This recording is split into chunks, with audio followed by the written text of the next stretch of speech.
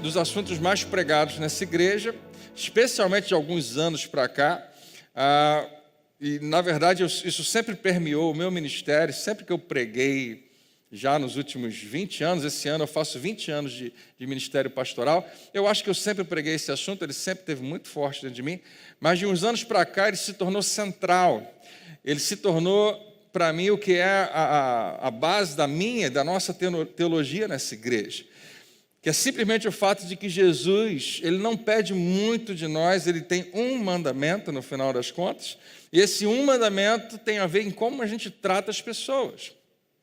Ele vai chegar naquela última ceia com os seus discípulos, na última noite que ele vai passar ali com eles, daqui a pouco ele vai sair, ele vai ao Getsemane, ele vai orar, ele vai ter um momento de extrema agonia e vai ser preso. E é estranho o que acontece, porque Jesus nunca tinha permitido ser preso. Vários outros momentos tentaram pegar ele para matá-lo. A Bíblia fala sobre isso, para apedrejá-lo. Nunca ninguém conseguiu. A autoridade dele espiritual era suficiente para ele vencer qualquer circunstância. E ele não tinha qualquer acusação contra ele que fosse cabível, e ainda assim ele se permite ser preso. Quando julgado, ele prefere não falar nada. É estranho para quem está vendo aquilo, porque sabe que ele é inocente. Mas o que está acontecendo é o cumprimento da promessa de Deus para a minha e para a sua salvação. Esse é um momento muito importante. Jesus está falando da nova aliança, ele está falando de um novo movimento que vai acontecer, a igreja que vai começar. Ele está dando uma missão muito importante aos 11, porque agora Judas já saiu, né? Aos 11 que vão começar um trabalho que é a base do que nós somos hoje, e ele gasta um tempo para falar do primordial. Ele diz: o que eu quero que vocês façam agora vai se resumir em uma ordem apenas, que vai ser o padrão ético e moral desse novo movimento. Não tem nada a ver com tudo que vocês viram até hoje em relação à religião. A igreja não é uma religião, a igreja precisa ser o meu corpo, precisa refletir quem eu sou. E Jesus fala: eu vou dar a vocês um novo mandamento, que vocês amem uns aos outros. E ele está falando deles, dos 11. Vocês precisam amar João, você precisa amar Pedro, você precisa amar Filipe, você precisa amar Tomé, e vamos embora. E fica bem óbvio, Jesus está falando: a maneira como vocês amarem vai ser a maneira como eu amei vocês. E assim, e só assim, as pessoas vão saber que vocês realmente são uma extensão de quem eu sou. Vocês são meus discípulos, vocês são meus seguidores. E de lá para cá, depois que a gente começou a pregar um pouco mais isso, a gente foi percebendo que tudo que o Novo Testamento pede de mim, de você, tudo que o Novo Testamento, nas cartas de Paulo, nas cartas dos outros discípulos de Jesus, vão pedir de você, ou até vão mandar você fazer, é apenas uma aplicação desse mandamento. Vai dizer para você tomar certas posturas e decidir com base nesse mandamento. Então, o título dessa mensagem, hoje eu não vou colocar nada aqui na tela, mas o título dessa mensagem é Amando como Jesus. Porque nós temos várias maneiras que nós acreditamos que nós podemos amar. Você ama as pessoas e você escolhe como você vai fazer isso. Você ama do teu jeito, ou você ama do jeito da pessoa, né? Você pode amar a sua esposa, o seu marido do seu jeito. Não, eu acho que eu amo porque eu faço isso, aquilo outro. E o cônjuge pode dizer: não, você só vai me amar de verdade quando eu me perceber amado. Quando eu me perceber amada, né? E aí a gente, quando fala para casais, fala que o amor tem várias linguagens, tem várias maneiras como você pode expressá-lo. Mas Jesus nos convida a abandonar qualquer outro tipo e descobrir como é que Ele ama. E ser um reflexo desse amor na vida das pessoas. E eu vou simplesmente pegar hoje um aspecto desse amor, que é o amor incondicional. O nosso amor, em geral, ele exige do outro. Eu só vou amar você, eu só consigo amar você se você se enquadrar, pelo menos, em alguns quesitos. Eu preciso que você, pelo menos, não seja isso, aquilo, não faça isso, não faça aquilo, e aí eu consigo amar você. Em outras palavras, o nosso amor naturalmente é condicional, e Jesus nos convida a amar incondicionalmente. Você está rodeado o tempo todo de pessoas que se parecem com você, que falam a mesma língua que você, que enxergam a vida do jeito que você enxerga. Quando você está perto de alguém com quem você discute seriamente uma questão política, ou com uma questão filosófica, religiosa, seja o que for, e você ama essa pessoa, você tomou uma decisão de amá-la, apesar dela ser diferente. Mas, em geral, nós nos ajuntamos, e agora mais do que nunca com as redes sociais, com a internet, né? Você consegue filtrar as coisas que você quer receber e não quer receber, de quem você quer ouvir, de quem você não quer ouvir, e você cada vez mais vai reforçando o que você acredita. E nós temos hoje uma série de castas, de grupos, de pessoas que se parecem e, em geral, não querem ter nada a ver com outros. E quando nós nos encontramos com pessoas que são muito diferentes de nós, vai exigir de nós um esforço para, se nós quisermos, amar essas pessoas. Você, por acaso, essa semana falou assim, eu não consigo entender essa pessoa? Você chegou para alguém e falou, não entendo fulano. Eu não entendo alguém que faz isso, eu não entendo alguém que fala assim, eu não entendo. É dessas pessoas que eu estou falando. Pessoas que você não entende. Pessoas com as quais você não concorda. Pessoas que você critica porque realmente fizeram péssimas escolhas. Quando você olha para a vida delas, você vê que está uma bagunça. Mas você sabe o que a gente faz sem perceber? Nós olhamos para as vidas uns dos outros sempre, ou quase sempre, de maneira superficial. Você não sabe tudo que está lá. Você não sabe as partes ocultas. Você não sabe o que está no fundo. Você não sabe o que está por trás do que você está vendo. Então, nós chegamos às nossas conclusões apenas com base no que nós vemos na superfície. Eu sou, talvez... Eu tenho um pouco de vergonha de dizer isso, mas não muita. Mas eu já falei aquela frase assim, eu não sei porquê, mas eu não vou com a cara daquela pessoa. Quem aqui diz amém, já falou alguma coisa assim, parecido? Não tem vergonha de dizer, quem levanta a mão com um certo orgulho? Você já falou isso alguma vez, né? Eu não sei explicar, mas eu não vou com a cara daquela pessoa. Tem coisa mais feia para um crente falar do que isso? O que você está dizendo? Eu não sei porque, ou seja, eu nem conheço a pessoa, não sei quem ela é, eu não conheço a história dela, só não gosto dela. Tem alguma coisa no olhar dela, tem alguma coisa no jeito dela. E, em geral, nós não queremos admitir, mas aquela pessoa, ela tem uma postura, uma prática que em algum nível ameaça quem nós somos. Em algum nível, ela é o que a gente queria ser em algum aspecto. Às vezes ela é mais bonita do que eu, né? Às vezes ela é mais corajosa do que eu. E eu não gostei dela, não sei porquê, claro que você não sabe porquê, mas é algo que está dentro de você. Inclusive, na próxima semana, nos cultos da manhã, nós vamos começar uma nova série falando de coisas que estão dentro da gente, que querem dominar a gente. O nome dessa série vai ser Você Não Manda em Mim. E eu vou te convidar a participar, a assistir junto com a gente, ou pela internet, ou estando aqui nos cultos da manhã. Mas é muito fácil olharmos superficialmente, pegar todo mundo que a gente não gosta, colocar na mesma caixa e pensar, são pessoas que não têm nada a ver comigo, são estranhos. Eu acho que eu prefiro manter distância. Senhor, eu vou amar a pessoa, mas à distância, né? Eu vou amar sem ter nada a ver com aquela pessoa. Em alguns casos, talvez você nem consiga evitar a distância. Não estou falando apenas da distância geográfica a qual nós estamos hoje obrigados, né? Mas a distância relacional mesmo. Talvez em alguns casos você não consiga evitar, mas eu queria que você soubesse hoje que o amor de Deus não é um amor que exclui, ele é um amor que inclui. Não é exclusivista, mas é inclusivista. O amor de Deus não exclui quem é diferente. Até porque eu só julgo quem é diferente porque é diferente de mim. Não necessariamente é diferente do que Deus considera o padrão dele. Na verdade, Deus colocou todos nós como estranhos no padrão dele. Todos nós não chegamos nem perto da glória e do patamar que ele estabeleceu para mim e para você. Estamos longe. Por isso que Paulo escreve a Romanos, capítulo 3, fala, todos estão na mesma condição, todos os pecados estão longe de alcançar o que Deus estabeleceu. Precisam de um Salvador, precisam de alguém que os justifique. E Paulo termina no versículo 24 dizendo, todos são justificados em Cristo Jesus. Ele coloca todos nós como iguais entre nós e completamente diferentes de Cristo. Se não for pela graça de Deus, nunca vamos chegar lá. Quem está acordado, diga amém. A graça de Deus não exclui absolutamente ninguém. O amor incondicional significa simplesmente isso. Eu vou amar você mesmo que eu não concorde com você. Isso é uma decisão muito difícil e extremamente profunda, mexe muito com a gente, mas é imprescindível na nossa vida.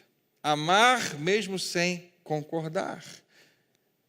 E talvez você esteja pensando apenas numa discussão onde eu não concordo com alguma coisa. Não, eu posso não concordar com o seu estilo de vida. Você vive uma vida completamente fora do que eu acredito que você tinha que viver. E vice-versa, você pode não concordar com o meu estilo de vida. Eu posso não concordar com a sua doutrina. Eu acho que você está completamente errado na maneira como você enxerga Deus. Eu posso olhar para a sua vida, para a sua família e achar um absurdo a maneira como você conduz as coisas na sua casa, a maneira como você é marido, a maneira como você é esposa, a maneira como você é pai ou mãe. Eu posso lá dentro de mim fazer uma crítica e dizer, isso está errado, ninguém deveria fazer isso, não pode ser assim. A maneira como você educa os seus filhos, os amigos que você tem escolhido para andar perto de você, eu posso discordar disso tudo, mas eu não posso me esquecer que você foi feito à imagem e semelhança de Deus, do Deus Todo-Poderoso. E eu não fui em nenhum momento convidado por Deus para julgar você, mas eu fui seriamente convidado por Deus para amar você, apesar, do que quer que nos diferencie. Eu estou usando esses exemplos, eu não estou pensando em ninguém especificamente, mas eu quero sempre me colocar no lugar dessa pessoa que vai ser criticada, porque eu também sou criticado. Eu muitas vezes posso ser condenado pelos olhos das pessoas, e você também. Você sabe o que nós frequentemente esquecemos? E eu adoro poder lembrar as pessoas e lembrar a mim mesmo disso, é que todos nós estamos numa jornada. Nós não podemos ignorar o que o tempo faz com as pessoas. Nós ainda não chegamos lá. O lugar onde as pessoas com as quais você convive, as pessoas com as quais você tem algum tipo de relacionamento, o lugar que elas estão hoje, não é o lugar onde elas vão estar amanhã. Não é o lugar onde elas vão terminar. Você ainda não é uma obra concluída. Todos nós ainda estamos na roda do oleiro. Ele ainda está moldando a nossa vida. Alguém diz amém? Mas frequentemente nós julgamos as pessoas por onde elas estão agora. Eu não posso concordar com essa postura, eu não posso concordar com esse comportamento, eu não posso ter nada a ver com alguém que é assim. E a gente está ignorando completamente que Deus já sabe o que vai acontecer amanhã. E quem sabe eu posso ser um instrumento dele de aceitação daquela pessoa e ajudar ela a chegar onde ela tem que chegar. Queridos, nós como igreja fomos chamados para nos parecermos com Jesus, para amarmos como Ele amou. E se você olhar para a palavra de Deus, você vai ver que Ele fazia coisas que eu e você ainda não fazemos. Jesus se sentava com as pessoas que eu e você nunca sentaríamos junto com elas. Nós ficamos até com medo de alguém nos ver perto de certas pessoas. É interessante como é que isso acontece, como é que isso acontece na nossa própria dinâmica de relacionamento. Nós ignoramos essa jornada que as pessoas estão. Elas estão hoje num lugar, mas amanhã elas vão estar em outro lugar. Nós frequentemente julgamos elas, deixamos elas de lado e pensando, eu não quero ter nada a ver com aquela pessoa. Olha para a vida dela é uma bagunça, eu acho que ali não tem jeito. Mas e se Deus quer usar a sua vida para, preste atenção nisso, plantar sementes no coração dessas pessoas? O seu amor, a sua amizade, o seu incentivo são parte do plano que Deus designou para a vida delas. As pessoas que em algum momento, em algum nível fazem parte do seu universo. Você tem o seu próprio universo. Você tem um certo ciclo de pessoas com as quais você convive. Não ignore essas pessoas. Pessoas ótimas. Quantos aqui têm grandes amigos e gosta muito deles? Quantos aqui tem uma família maravilhosa? Diga aleluia. Eu também. É tão bom, a gente curte, a gente tem convivido junto mais do que nunca ultimamente. E no nosso caso, lá em casa tem sido bom demais. Mas você sabia que no seu círculo de pessoas que lidam com você também tem gente complicada. Tem gente difícil. Tem gente que tem um discurso que cansa você. tem uma postura e um comportamento que não dá para você concordar. E Deus está contando com você para fazer diferença na vida daquela pessoa. Então, abandona a postura de que, eu não sei, eu acho que eu sou mais espiritual que aquela pessoa, não sei se eu posso lidar com ela.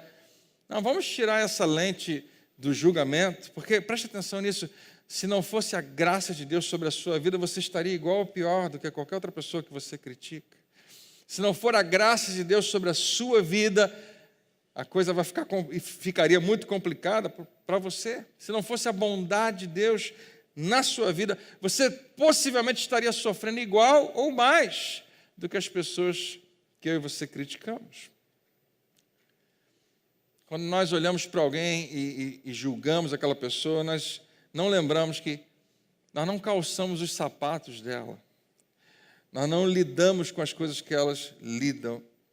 Eu não fui educado pelos pais daquela pessoa. Eu não cresci dentro daquela família. Eu não lutei as lutas que ela lutou. Tudo que eu tenho é o que está acontecendo agora na minha frente. E eu não posso chegar a uma conclusão tão rápida e ignorar que eu sou um representante de Jesus. Jesus, quando lidava com as pessoas, ele conseguia enxergar que todo mundo tem uma história, que ninguém é o que é por nada. Todo mundo, foi formado de alguma maneira. E ele quer usar a minha vida e a sua vida para refletir a sua glória, a sua bondade, a sua capacidade de aceitar os inaceitáveis, de perdoar os imperdoáveis, porque ele tem um plano na vida dessas pessoas. Hoje Deus está mais uma vez nos convidando aqui, nos recrutando no seu exército, num lugar, numa posição de avanço do seu reino, que é uma das mais importantes. E sim, nós nunca vamos parar de pregar isso, de que eu e você não fomos chamados para julgar. Não estou dizendo com isso que a gente aceita o comportamento de todo mundo. Eu posso não aceitar o seu comportamento, mas você continua sendo precioso demais para Deus. Eu posso não gostar do que você faz, mas você é mais importante do que o que você faz. Eu queria ouvir um amém bem alto aí agora. Existem áreas na sua vida onde você é forte. São os seus pontos fortes. Deixa eu te falar, isso não aconteceu por acaso. Isso é graça de Deus sobre a sua vida. Se você tem algum talento, se você tem alguma coisa que você sabe fazer bem feito, você precisa lembrar, isso não é mérito seu. Deus te deu essa graça. Agora ouça, quando nós demonstramos esse amor incondicional, porque eu já percebo imediatamente uma reação que a gente tem. Porque eu já falei isso para alguns maridos, já falei isso para algumas esposas, já falei isso para alguns pais e filhos. Por que você não faz só o que Jesus te mandou fazer? Ama. E essa pessoa chega depois para mim e fala, pastor, eu fiz o que o senhor me falou, eu estou amando, mas não está funcionando. Não está dando certo. A pessoa a quem eu estou amando não responde.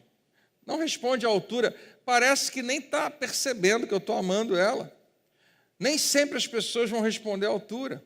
E você vai ter a impressão de que não está adiantando nada. A pessoa continua do mesmo jeito, fazendo as mesmas coisas. Porque nós acreditamos que nós temos que mudar aquelas pessoas. E como eu não estou conseguindo mudar, criticando ela, julgando ela, eu vou tentar mudar ela, amando, mas eu não estou vendo mudança. E a gente não sabe o que está acontecendo no invisível. Deixa eu te falar. Quando você trata alguém bem, quando você é simpático à necessidade de alguém, quando você ama, quando você só faz o que Jesus estava fazendo tão perfeitamente e você é um reflexo dele, você pode não ver um resultado imediato, mas sementes foram plantadas. E eu acredito que sementes de amor nunca morrem. Essa semana no nosso PG, nós ouvimos um testemunho desse, de uma pessoa que foi seriamente maltratada na frente de outras pessoas, mas foi um distrato feio demais. E ela poderia ter respondido ali à altura, mas ela preferiu se calar. E no final ela revelou amor na vida daquela que a ofendeu. Revelou um carinho muito grande. E a outra pessoa não fez cara feia, fez que não ouviu e a vida continuou. Mas em algum momento depois essa outra pessoa veio e chorando e com muitas lágrimas pediu perdão. E alguma coisa aconteceu nela, porque aquela semente que parecia que não tinha feito o menor efeito, chegou uma hora que ela floresceu. A gente ouve falar de sementes que alguns pesquisadores, isso está documentado, descobriram sementes que foram guardadas, em vez de serem plantadas, foram guardadas em alguns lugares por anos e anos, e décadas, e séculos, e milênios, 4.000 anos. Quando você pensa, uma semente que não foi plantada há 4.000 anos atrás, não é possível que ela vai funcionar hoje. E eles guardaram essas sementes e resolveram um dia plantar essas sementes, depois de 4.000 anos. E deu, né? E a semente germinou e começou a florescer. Eu não acredito que isso funciona com todas as sementes, mas é impressionante o poder que Deus colocou em certas sementes, e nós não podemos ignorar isso. O poder de florescer mesmo depois que o tempo passou, tudo que você está fazendo, cada semente que você planta na vida de pessoas, que reflete Jesus, que você faz o que Ele faria, são sementes que nunca vão morrer. O tempo vai passar, mas o coração daquela pessoa está tão duro, que a semente não consegue encontrar solo. É como um solo rochoso, né? Mas não é seu papel, é do Espírito Santo de amolecer aquele coração. E na hora certa, essa semente vai cair na terra fértil e vai frutificar e vai florescer. É interessante, depois você pode procurar a respeito disso, sementes que foram plantadas foram guardadas há muito tempo atrás e plantadas há pouco tempo. E ainda assim floresceram. Eu acredito que sementes de amor, de esperança, sementes de perdão, sementes de ânimo que você planta no coração de outras pessoas jamais morre. Aquilo que você tem feito pode parecer que não está funcionando, mas continua fazendo. Não é interessante que a Bíblia vai dizer para mim e para você, não se canse de fazer o bem, porque a seu tempo, se nós não desistirmos, se nós não desfalecermos, nós vamos colher frutos. Quem sabe, era só isso que Deus queria que você lembrasse hoje, que o bem que você está fazendo, que parece que não está tendo efeito nenhum, parece que não está trazendo nenhum benefício, Ele está vendo, e vai trazer em algum momento. Não se canse, não desista, continue confiando que Ele é poderoso para fazer sementes florescer. E que alguém diga aleluia, amém? Muitas vezes nós achamos que nós temos que convencer as pessoas. Nós queremos mostrar para as pessoas como elas estão erradas e como elas precisam se corrigir. Se eu conseguir garantir que você se sinta culpado, quem sabe você vai mudar. E graças a Deus eu aprendi isso há muitos anos atrás. Que as pessoas não mudam porque elas se sentem condenadas. Na verdade, a condenação faz com que elas permaneçam no mesmo erro. E elas vão voltar, domingo que vem. O pastor que prega condenação sempre vai ter uma congregação cheia, porque elas vão voltar semana que vem para a próxima dose de condenação, porque aquela convicção da condenação produz, que o Tiago fala lá no capítulo 1, né? Um engano dentro da gente. Basta eu ouvir, eu não preciso mudar, só porque eu estou ouvindo, algo está se movimentando dentro de mim, então eu acho que pode ser que Deus esteja me mudando. Não, condenação não muda ninguém. Talvez quase ninguém. A Bíblia diz que é a bondade de Deus que nos conduz ao arrependimento. É saber que Ele me ama e que Ele me perdoa, que faz com que algo aconteça dentro de mim, para que eu mude. O Espírito Santo é quem convence o homem. Não tente você ser o Espírito Santo. Não tente você convencer alguém do pecado. Talvez seja a hora de você parar de pregar certas mensagens para certas pessoas. Aqui na igreja a gente foca muito em família, então eu não lembro quantas vezes eu falei isso para alguém. Uma esposa que via que o marido nunca tomava a decisão certa, ou o marido que estava preocupado ou irritado com a esposa, com os pais, com os filhos. Pastor, o que eu faço? Frequentemente a gente olhava para a palavra e falava, faz isso que a palavra está mandando você fazer. Mas deixa eu te dizer o que você não deve fazer. E ninguém nunca obedeceu isso, tá, gente? É legal demais, né? O pessoal pedir aconselhamento, você dá o conselho e ninguém segue. Eu tenho que parar com isso. Eu vou ficar só no púlpito pregando e ver quem pega. Mas eu não me considero realmente um bom conselheiro até por causa disso. Mas ainda assim, teve gente que um dia talvez pegou essa palavra. Mas a grande maioria ouve aquilo, concorda, mas na hora de fazer é tão difícil. E o conselho que eu dava, se tem uma coisa que você não deve fazer mais, para de fazer, para de pregar para sua esposa o que você quer que aconteça, a mudança que você quer ver na vida dela. Para de pregar para o seu marido, para de pregar. Porque a primeira coisa que você vai chegar à conclusão é que você já tem feito isso há muito tempo e não deu certo. Funcionou? Não, não funcionou. Nenhuma vez. Porque você está apenas reafirmando o erro da pessoa, a condenação que pode, nesse momento, se estabelecer na vida dela. Isso não muda nada. É interessante que eu não sou o autor disso, obviamente. Jesus é que nos ensina isso. Porque tem pessoas que eu e você achamos que precisam ser condenadas para mudarem.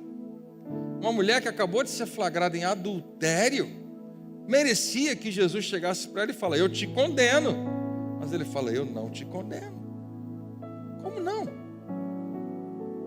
Tudo bem, Jesus, ela ter pecado? Não, ele não falou isso. O que ela fez, o adultério, não é pecado? É, tanto é que ele chega no final e fala: vá e não peques mais. Jesus chamava pecados de pecados, chamava pecadores de pecadores, e ainda assim dizia: eu não te condeno. Jesus chama pecado de pecado, paga o preço do pecado, morre para que o pecado morra em nossas vidas. E ele é o melhor exemplo de todos para eu e você olharmos e dizer: bom, se ele, que era o único que poderia condenar, não condena, quem sou eu para ficar segurando essa pedra? Quem sou eu para achar que eu posso julgar alguém? Como seria bom, e isso é pregado de tempos em tempos aqui nessa igreja, e eu percebo que faz muito bem a igreja, saber que nós somos esse tipo de igreja. Não somos a igreja do oba-oba, não. Alguém já disse que nós somos a igreja da porta larga. Talvez. Eu acho que tem que ser mais e mais larga para aceitar mais e mais as pessoas que chegarem. Jesus está com os seus braços abertos. Não significa que a gente negocia com o pecado e acha que tudo bem, não. Mas tem certas coisas que a gente precisa mudar dentro de nós. Há alguns anos atrás, um casal falou comigo: pastor, a gente está numa situação complicada porque a gente não sabe o que fazer. Um casal de amigos nossos teve um filho e vai ter o batizado do filho na igreja católica. Mas nós não somos católicos, nós somos aqui da igreja, nós não concordamos necessariamente com as doutrinas que eles acreditam. Só que eles convidaram a gente para ser padrinhos daquela criança. Esse assunto é velho, você já deve ter ouvido eu falar isso aqui outras vezes. A gente não sabe, eles queriam que eu resolvesse a questão deles, né? Como muita gente acha que o pastor tem que decidir a vida dela. O que o senhor acha que a gente deve fazer? E essa é uma de várias outras questões que vieram depois do ministério. O que eu faço diante disso? Ou seja, eu não concordo com a postura dessa pessoa, mas eu gosto da pessoa. Falei: você está num ótimo caminho, porque eu acho que era isso que Jesus fazia o tempo todo. Ele não concordava com o comportamento das pessoas, mas ele amava as pessoas. Então olha para o que ele fazia. Você acredita que se você for nessa cerimônia, que era uma cerimônia mais simples do mundo, né? O batizado de uma criança, não é tão complicado assim. Você acha que se você for, as pessoas vão olhar para você e vão dizer: para essa pessoa estar ali, só pode ser porque ela concorda com todas as doutrinas da igreja católica, que a gente concorda com uma boa parte. Aliás, a gente concorda com o principal. Você está preocupado de ser julgado como alguém por associação com alguém que você não concorda? Pastor, essa é a minha preocupação. Então o que é maior? Essa preocupação ou o carinho, o amor que você tem por aquela pessoa? Eu acho que é maior o carinho que eu tenho por ela. Eu acho que você sabe o que fazer. Eu no teu lugar, e eu sempre falei, eu no teu lugar eu ia sem medo nenhum, sem preocupação nenhuma. Porque você é tão importante para mim que eu quero participar desse momento tão precioso na sua vida, na sua família, né? O seu filho nasceu, você quer festejar, mesmo que seja diferente de como eu celebro isso, eu quero estar contigo lá, se você me convidou. Sem problema, sem crise. Porque pensa qual é a outra alternativa. Não vou. Por que eu não vou? Porque eu não concordo. Não, eu já ouvi pessoas que falam assim, não pude ir naquele casamento porque não concordei com o casamento. Eu precisava estabelecer o meu argumento bem forte. O fato de eu não concordar ficou revelado porque eu não fui, não compareci. E como é que ficou o relacionamento que você tem com aquela pessoa que se ama tanto, que se casou? Acabou. Olhe para a sua Bíblia, você vai descobrir que Jesus considerava e considera relacionamento muito mais importante que qualquer outra coisa. Qualquer outra coisa. Não foi a única vez.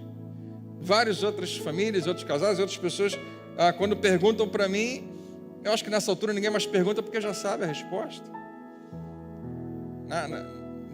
Na igreja, antigamente, aqui eu acho que nunca, mas existia muita restrição para quem pode ser batizado, para quem pode participar da ceia. Por que a gente não restringe mais? A melhor pergunta é por que a gente restringia antes? Porque nós precisamos de base na palavra de Deus. Se você encontrar base na palavra de Deus para criar os obstáculos para as pessoas terem contato com Deus, ok. Mas em geral você vai encontrar Deus nos convidando a remover todos os obstáculos, a tirar todas as barreiras, a abrir todos os caminhos para aqueles que não conhecem a Deus finalmente se encontrarem com Ele. E a igreja precisa saber fazer essa ponte. Porque mais e mais vão entrar pessoas por essas portas que são muito diferentes de você. E vão discordar seriamente de como você é. Mas decida hoje, eu não estou aqui para julgar, eu estou aqui para amar. Quando você demonstra amor, você demonstra Deus. Quando você é misericordioso com quem não merece. Quando você é amável com quem não merece. Quando você aceita pessoas. Isso traz cura. Você não faz ideia. Isso traz restauração, isso traz nova vida. Até hoje a igreja de uma forma geral, eu acho que a igreja evangélica, mais do que qualquer outra, é mais famosa pelo que ela é contra. Ela é contra isso, contra aquilo outro e contra aquilo também. E se você vive dessa maneira, você não é bem-vindo aqui. Nós temos sido especialistas em mostrar para as pessoas o que nós não gostamos nelas. Mas eu e você queremos não ser conhecidos pelo que nós somos contra, mas pelo que nós somos a favor.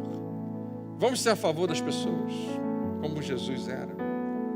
Vamos ser a favor de novos começos, alguém diz amém? Vamos ser a favor de uma segunda chance, de uma terceira chance, e quantas precisarem. Vamos ser a favor de você se tornar tudo que Deus quer que você seja, porque Ele ainda não terminou a obra dele na sua vida. As sementes que você plantou que só vão germinar daqui a muito tempo, porque não depende de você, depende dele. Mas deixa eu te falar, Deus tem um plano infalível. Deus tem um plano na sua vida que não pode falhar. A responsabilidade é dele. A nossa é fazer o que ele nos mandou fazer. É continuar expressando e revelando esse amor incondicional. Vamos abandonar essa postura errada. Não, eu só posso amar você se a gente entrar em acordo. Eu só posso te aceitar se você se acertar. Se você for bem educado, se você estiver sempre equilibrado. Não, vamos decidir, se você for bem educado ou não tiver educação nenhuma, eu vou amar você. Se você estiver sóbrio, bem comportado, ou se estiver lutando contra vícios e dependências, não importa, ainda assim eu vou amar você. Se você for gay, ou se você for hétero, se você for de esquerda ou de direita, não importa a sua cor, se você é branco ou preto, ou todos os tons que estiverem no meio, que são muitos, quem não está nesses tons? Seja você católico, evangélica, espírita, umbandista ou qualquer outra coisa, ainda assim não importa, eu decidi, você igual a Jesus, eu vou amar você. Se você for Fluminense, Vasco, Botafogo,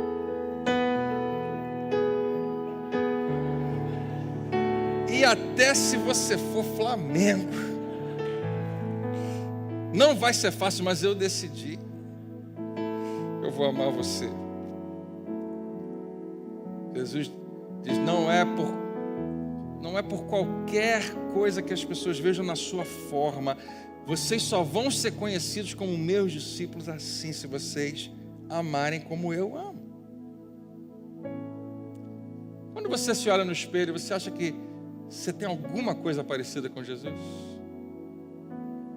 Se alguma vez olha para você mesmo e pensa assim, quem sou eu? Longe. Eu não tenho absolutamente nenhum traço na minha vida que se pareça com Jesus. Eu acho que é muito difícil a gente fazer essa avaliação. Você vai conseguir olhar muito mais os seus defeitos do que as suas qualidades.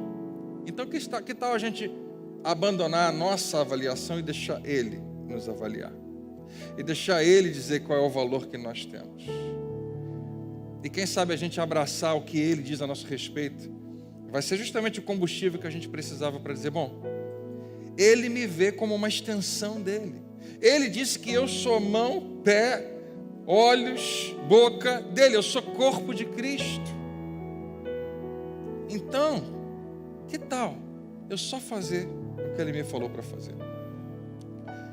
E assim como Ele me amou e me ama hoje, eu quero amar também. Eu quero afetar a vida de outras pessoas. E nunca é fácil, mas olha só, amanhã é segunda-feira, é um ótimo dia para você exercitar isso. Você vai ter 1000 oportunidades para escolher fazer o que você sempre faz, para reagir como você sempre reage, ou para respirar fundo e dizer, eu posso imitar Jesus na única coisa praticamente que Ele me pediu para imitá-lo. Você pode encontrar você vai encontrar vários atributos de Jesus que merecem ser imitados. Ele mesmo fala, aprendei de mim que sou manso e humilde. Você sabe o que é ser manso e humilde? Ser manso, você não é manso nunca sozinho. Sempre tem outra pessoa na sua frente. Ser humilde, você nunca é sozinho. Sempre tem uma questão relacional. Tudo que Jesus pede de nós acaba se encontrando nesse mandamento. Não 10, não 2. Amar como Ele ama. Continue procurando na sua Bíblia, você vai encontrar isso o tempo todo. Pastor, mas e a santidade? Eu me santificar, eu ter uma série de disciplinas espirituais. O senhor não acha que é mais importante que eu ore todo dia, que eu leia a minha Bíblia, que eu estude a palavra, que eu medite? Eu acho que é extremamente importante que você faça isso. Agora, se você está me perguntando se é mais, eu acho que Jesus, melhor do que eu, vai te responder. Se você não ama o seu irmão, esquece que você não tem relacionamento com Deus nenhum. Não vai adiantar nada ter uma vida de oração, ter uma vida de estudo da palavra, ter meditação, ter tudo isso. Ele vai dizer para mim e para você que antes disso tudo, a maneira como eu mais sou espiritual, não é falando em línguas, não é profetizando. Paulo fala, você pode falar todas as línguas e profetizar, se não tiver amor, você é um barulho que não vale para nada. Só isso. Então, correndo o risco de mais uma vez ser julgado como o pastor que só prega isso, eu preciso falar mais uma vez para você. O convite de Deus não é outro, senão que a gente se pareça com seu filho, e maturidade espiritual tem mais a ver com isso do que com qualquer outra coisa. Decida, quem sabe hoje, eu não vou viver nesse caminho da ofensa. Eu não vou viver uma vida nem que ofende, nem que é ofendido. Você tem domínio sobre isso. Mas eu vou andar no caminho do amor, no caminho que Ele estabeleceu para mim. E daí, se eles são diferentes de você? Deus fez todo mundo diferente mesmo. Era plano dele. Ele não tem nenhuma crise com isso. E daí, se aquela pessoa não está onde deveria estar na sua vida, quem sou eu para julgar isso? Deus não terminou a sua obra. Talvez não sejam como você, não adorem a Deus como você, vêm de uma denominação diferente, de uma cultura diferente, de uma fé diferente, não tem problema.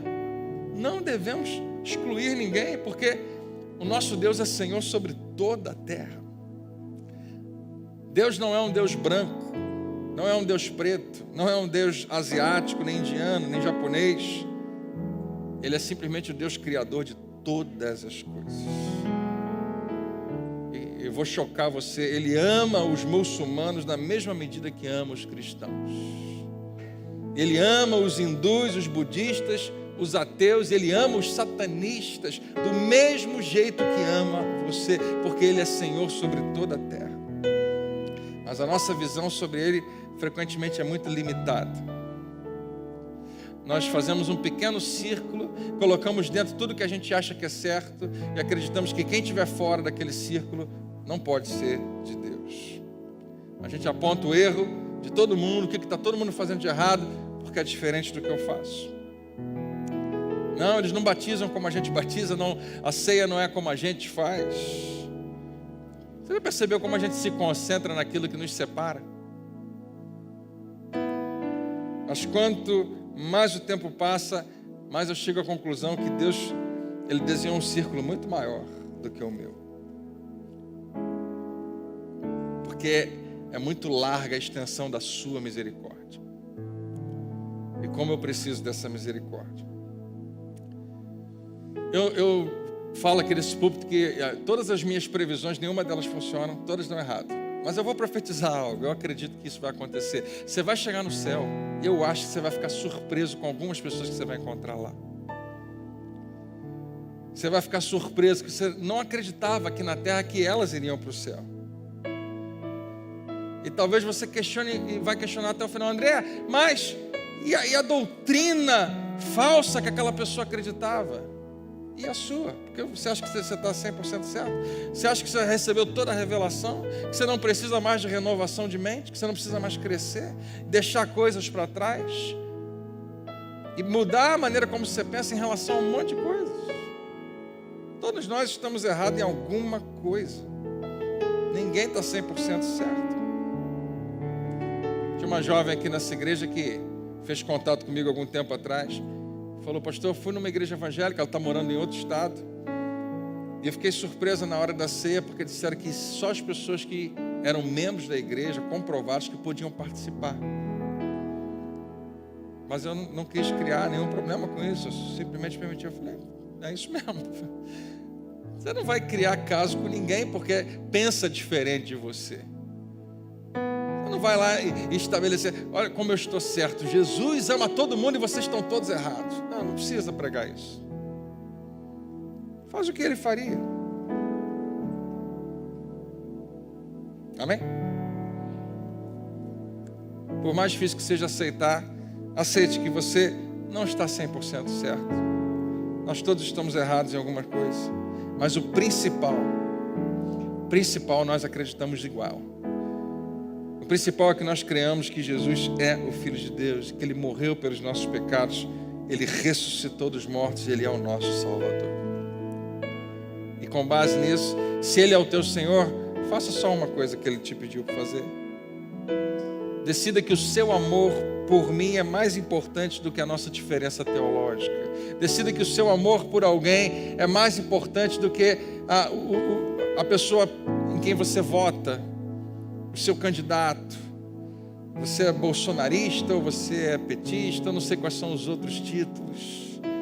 Decida que aquela pessoa é mais importante. Você lembra que em João 17, Jesus está prestes a ser preso. E aí ele lembra de orar por mim e por você. Ele pede só uma coisa, que eles sejam um. Tempo que a gente vive com tanta divisão política, religiosa, familiar, a igreja precisa ser um oásis. Precisa ser um lugar onde as pessoas encontram diferentes, todo tipo de gente diferente, unida num propósito só. Jesus é maior e mais importante que qualquer outra coisa. É Ele que nos une. E que alguém diga aleluia.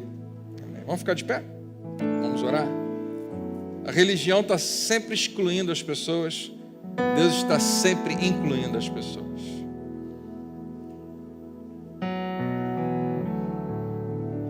A misericórdia de Deus é imensa. Deixa eu repetir para você. A misericórdia de Deus é imensa. Você sabe o que significa essa palavra imensa? Não dá para medir. Por que a gente torna ela tão pequena? Por que eu acredito que ele já deve ter perdido a paciência comigo? Por que às vezes eu acredito que o meu pecado, às vezes pode ser mais poderoso na minha vida do que o sangue do Cordeiro de Deus? E pior do que isso tudo, por que eu vou decidir julgar você? Quando a Bíblia diz que eu só preciso julgar a mim mesmo.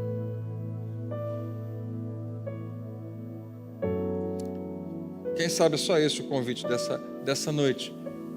O Espírito Santo fala ao nosso coração, te convidando a julgar você mesmo. E não é para você se condenar, mas é para fazer ajustes. Para fazer, quem sabe, uma pequena mudança no curso. Se alguém te perguntar como é que foi o culto de domingo à noite, você vai lembrar de alguma coisa? Eu queria que você lembrasse de uma coisa só.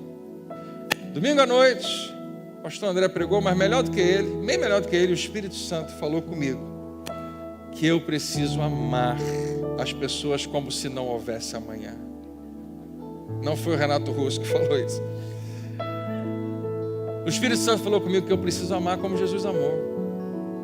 Se você sair daqui com isso, depois você descobre tudo que isso pode ser, porque é muito grande. Mas se você sair daqui só com isso, essa noite pode ter sido muito, muito importante na nossa vida. Como é que foi o culto de domingo à noite? Deus falou comigo. Eu espero que Ele tenha falado contigo. Deus falou comigo que eu preciso só fazer uma coisa em relação a cada relacionamento que eu tenho. Cada relacionamento que eu tenho é uma oportunidade de abençoar pessoas como alguém que reflete Jesus.